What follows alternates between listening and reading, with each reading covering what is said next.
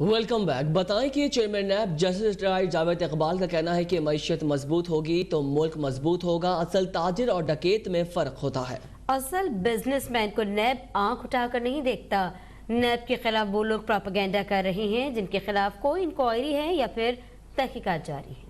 اسلام آباد میں تاجروں سے خطاب کرتے ہوئے chairman NAB justice retired Javed Iqbal کا کہنا تھا کہ ملک اربوں ڈالر کا مقروض ہے، اربوں روپے ریکور کر کے حکومتی خزانے میں جمع کرائے، معیشت مضبوط ہوگی تو ملک مضبوط ہوگا۔ تاجروں سرمایہ کاروں کی وجہ سے لاکھوں لوگوں کو روزگار ملتا ہے۔ کسی سرمایہ کار سے آج تک یہ نہیں پوچھا کہ آپ سرمایہ کہاں سے لائے۔ میں یہ دعوے سے کہہ رہا ہوں کہ ہم نے پاکستان کے کسی سرمایہ دار کو یہ نہیں کہا کہ یہ سرمایہ کہاں سے آیا ہے۔ اس کی بنیادی وجہ یہ ہے کہ جہاں سے بھی آیا پاکستان اور پاکستان کے عوام کی بہتری اور مفادات کی نگہداشت اور بہتری کے لیے خرچ ہو رہا ہے، تو ہم کیوں پوچھیں گے کہ کہاں سے آیا۔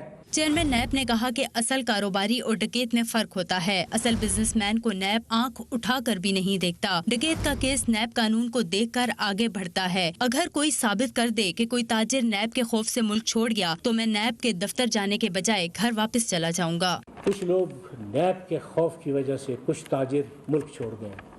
میں یہ آپ کو دعوے سے کہتا ہوں کہ اگر یہ ثابت ہو جائے کہ ہمارا کوئی ایک تاجر بھی نیب کے کسی کیس کی وجہ سے ملک چھوڑ کے چلا گیا ہے تو میں یہاں سے نیب کے دفتر جانے کی بجائے میں گھر چلا جاؤں۔ جسٹس ریٹائرڈ جاوید اقبال نے نیب پر تنقید کرنے والوں کو بھی خوب آڑے ہاتھوں لیا۔ بولے نیب کے خلاف پروپیگنڈا وہ لوگ کر رہے ہیں جن کے خلاف کوئی انکوائری یا تحقیقات چل رہی ہیں۔ بس اب تک یہ نہیں کہا گیا کہ کورونا بھی نیب نے پھیلایا، باقی ہر الزام نیب پر لگایا گیا جسے خندہ پشانی سے قبول کیا۔ کوئی دھونس، دھمکی اور بلیک میلنگ رستے میں رکاوٹ نہیں بن سکتی۔ جو کام ہے وہ کام بڑے اطمینان سے کر رہے ہیں اور اطمینان سے کرتے رہیں گے۔